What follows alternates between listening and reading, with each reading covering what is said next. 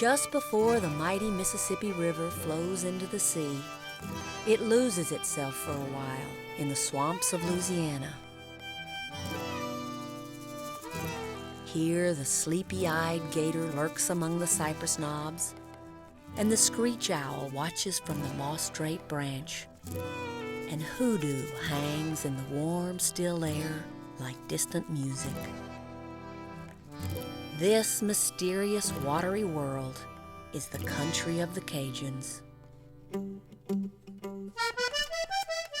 Now down in Lafourche Parish, along Bayou Perot, two sisters named Ruby Rouge and Blanchette lived alone with their mother, who everyone called Hurricane Marie, 'cause she had a temper like the storms that roar in from the Gulf of Mexico.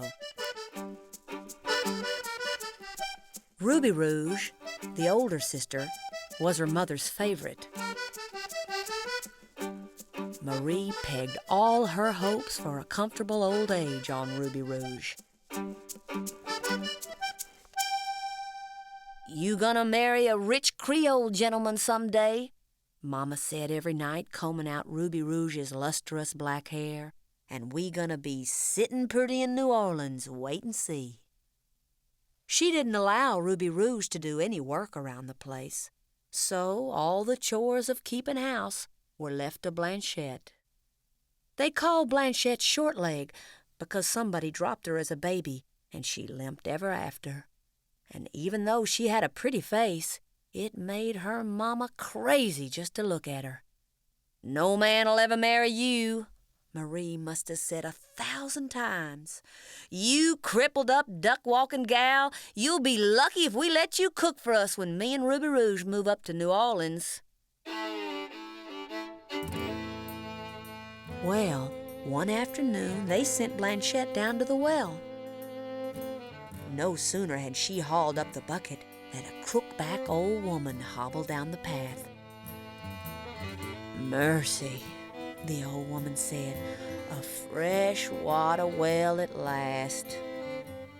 Please, child, let me have some, for I've traveled a long way, and that swamp water gonna kill me."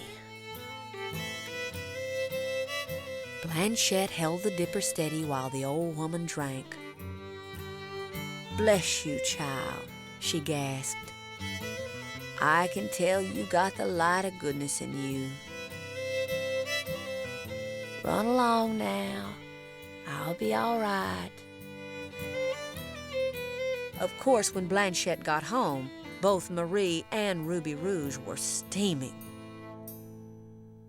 "What took you so long?" her mama asked, and Ruby Rouge said, "Look, there's a stink bug in this bucket." And then, to make matters worse, Blanchette tripped over a loose board while serving tea and broke her mama's china teapot, which was the only fine thing in the house and come all the way from France in her great-great-grandmama's time. And that's when her mama blew up to full hurricane force and howled, "Get out of this house, you short-legged little mongrel!" Well, Blanchette didn't know where to go or what to do, so she wandered down to the bank of Bayou Perot and sobbed until she heard a gentle voice say, "Don't cry now. Everything gonna be all right." Rubbing her eyes, Blanchette looked up to see the old woman who come by the well earlier. Only now she was standing in the back of a pirogue, as the Cajuns call their flat-bottomed canoes. "Who are you, anyway?" Blanchette asked nervously. "They calls me Conjure Woman," she replied. "You come with me now, sweet child." Her voice was so warm that all of Blanchette's fears evaporated, and the girl climbed aboard the pirogue.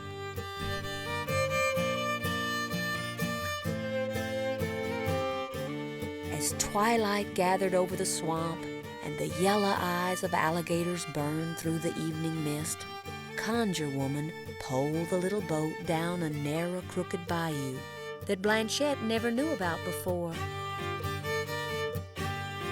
After a while, Conjure Woman stepped on the bank of the bayou and led the way through a briar patch and down a path. Before too long, they arrived at a cabin so old and mossy, it looked like something that grew out of the very swamp itself. "Now mind me, child," Conjure Woman said. "You liable to see some queer things round this place. But whatever you do, don't laugh or cuss at 'em, 'cause they can't help what they is." By the fence stood a goat, but not like any goat Blanchette ever saw before. It had a head at each end and horns so bright that they gleamed like polished silver in the light of the rising moon. It walked in the strangest zigzaggy way, too, and it sidled right up to Blanchette. It was such an odd sight that she almost laughed, but her heart went out to the creature when it licked her hand, and she patted it on both heads. Inside the doorway, 3 blue geese waddled across the path, and pullets of every color scattered before their footsteps. "I never have seen such pretty fowls," Blanchette declared. Conjure Woman smiled. "Come inside, child. You must be hungry."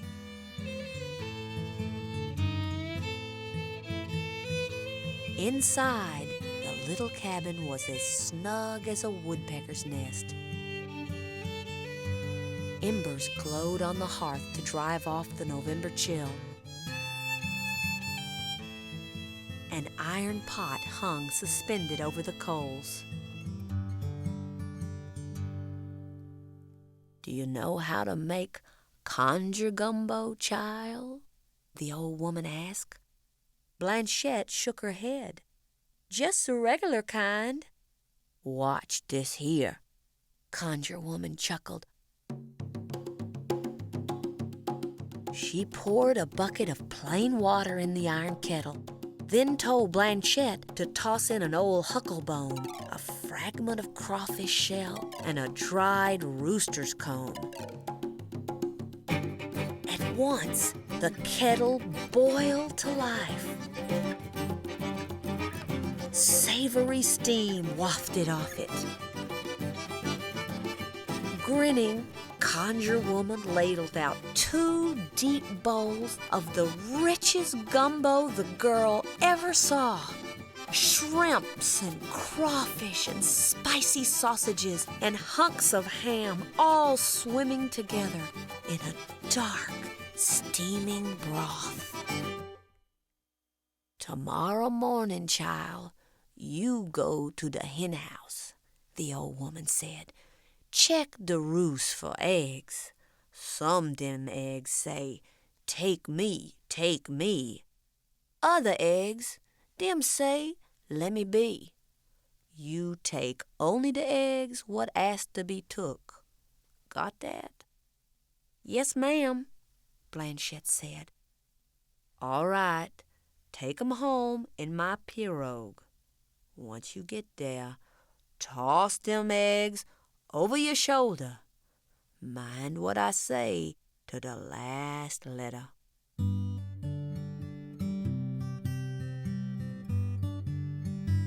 Conjure Woman retired to her bed in the loft. Blanchette curled up under a patchwork blanket on the floor by the fire.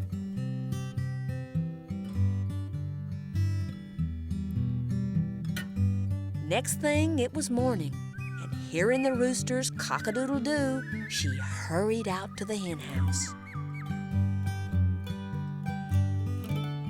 After a step or two, she realized that her limp was gone. Her her short leg had grown 2 inches overnight. Suddenly, she could walk as good as anyone. Glory sakes, am I dreaming? She wondered. The roosts in the henhouse were filled with eggs, all right, some plain and some glittering gold. Blanchette reached for a gold one. It was so pretty. "Let me be," the gold egg said, and she pulled back her hand. When she picked up another golden one, it also cried, "Let me be!"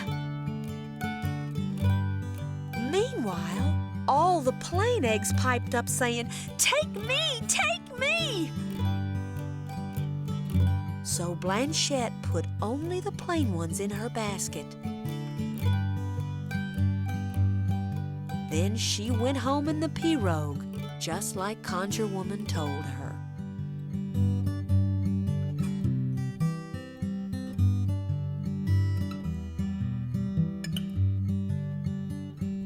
The sun was full up when she returned to that spot on Bayou Perot near the family place. Would Mama and Ruby Rouge take her back?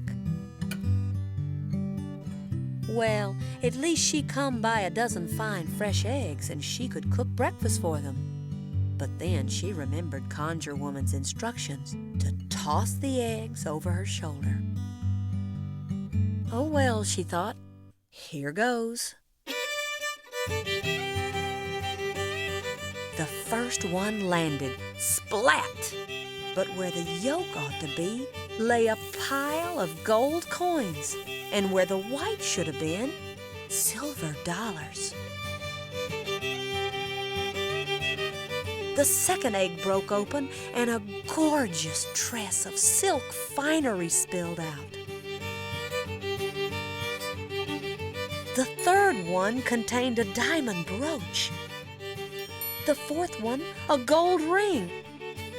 And so on until Blanchette was surrounded by heaps of riches and lovely things.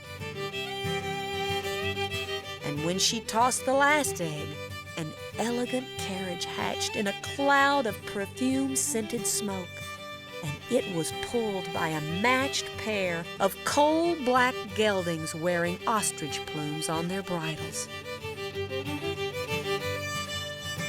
She heaped all this treasure in the carriage and drove home like the Queen of Persia. Naturally, it baffled their minds for her Mama and Ruby Rouge to see little Blanchette arrive home like she did. The two of them just circled the big carriage with their jaws nearly dragging on the ground, until finally Marie, all excited, said, "You gone and robbed some rich folks' house?" Conjure Woman give all this to me," Blanchette said, and hopped down to carry the stuff inside. "Look, Mama!" Ruby Rouge cried. "She can walk like you and me." "That's right," Blanchette said. "She cured my short leg, too." The rest of that day, Marie and Ruby Rouge treated Blanchette like they never did before, which is to say, extra polite and nice, like she was a person. All the while, of course, they were burning to find out who this Conjure Woman was and exactly where she lived. And since Blanchette was a pure-hearted girl who would never lie, she told them just how to find that odd little house on the crooked bayou. Well now, that very afternoon, Mama sent Ruby Rouge off in the pirogue, telling her, "Never mind the clothes and fancy goods. We can get all that stuff later in New Orleans. Just bring back as much gold as you can carry."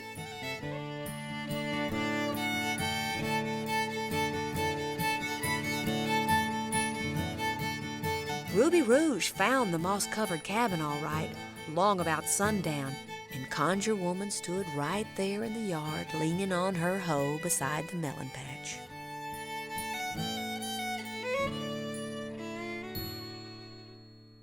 "Why, good afternoon," she greeted the dark-eyed young beauty.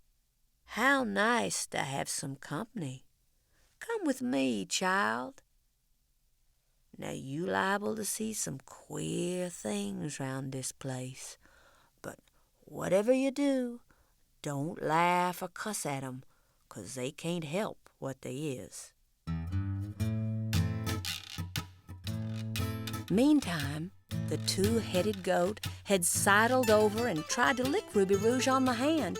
"Eek!" she screeched. "Keep that freak of nature away from me!" "Come here by me, Nanny," Conjure Woman said to her goat. "I'm lost and hungry," Ruby Rouge declared. "You safe here, child. Come inside. I'll take care of you till morning." Ruby Rouge hurried through the yard, clutching her skirts. The blue ducks disgusted her, and the pullets made such a racket it hurt her ears. Inside, she was disappointed to see how bare and plain the cabin was. "Do you know how to make conjure gumbo, child?" the old woman asked. "I never cooked nothing in my life," Ruby Rouge proudly said, adding, "My mama don't allow me to lift a finger. Say, what's in that kettle anyway?" The old woman ladled out 2 bowls of watery broth that contained nothing except a few garden greens. "Humph!" the girl remarked. "If this here is conjure gumbo, then you ain't much of a conjure woman." After supper, the old woman said she was going up to bed, but Ruby Rouge refused to sleep on the floor by the fire and demanded that they swap places, 'cause she was bound to be a fine lady someday and ought to be treated like one. "All right," Conjure Woman agreed.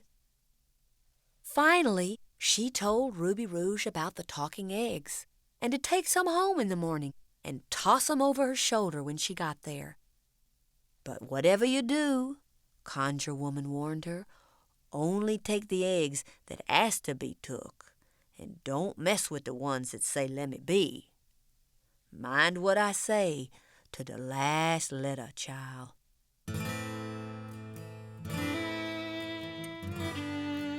Ruby Rouge hurried out to the hen house before the rooster even crowed. She was so anxious to get rich.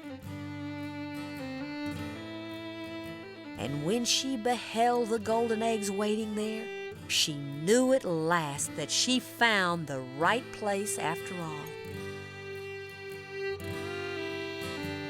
Well now, she filled her basket with every last one of those golden eggs, even though they cried, "Let me be, let me be!" And of course, she ignored all the plain eggs, even though they begged her, "Take me, take me!"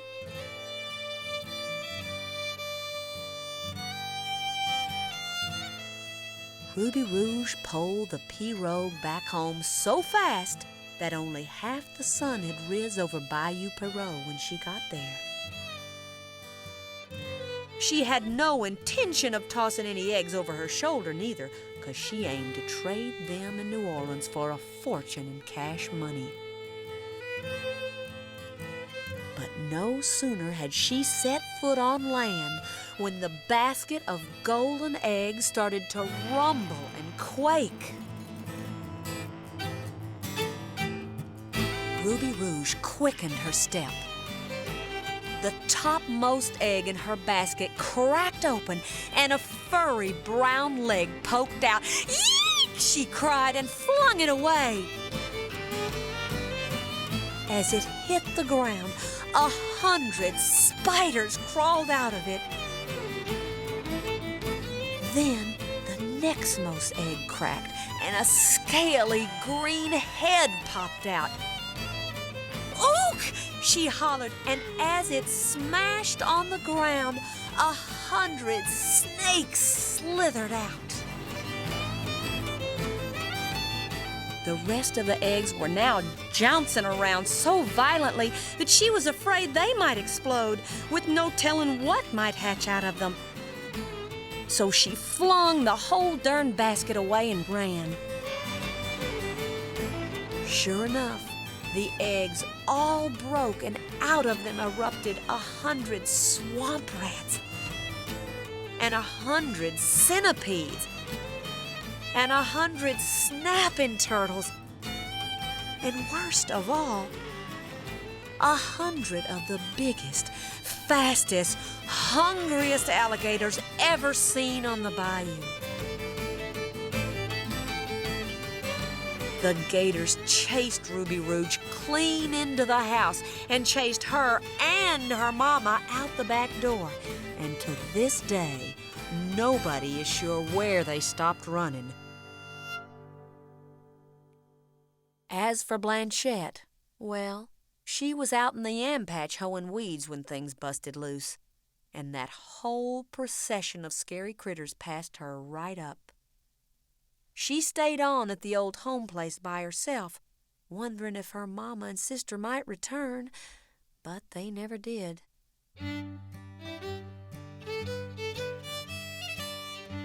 Blanchette never saw Conjure Woman again either, or found the bayou where her little cabin stood. But she was able to live off that pile of gold, silver, and jewels until she growed up. By and by, she blossomed into the fairest flower of the Mississippi Delta and caught the eye of a handsome young sugarcane planter from Napoleonville up in Assumption Parish. Well, they got married, of course, and lived in a fine house with verandas all around and pecan trees in the yard. Except for a hurricane or two, she lived happily ever after.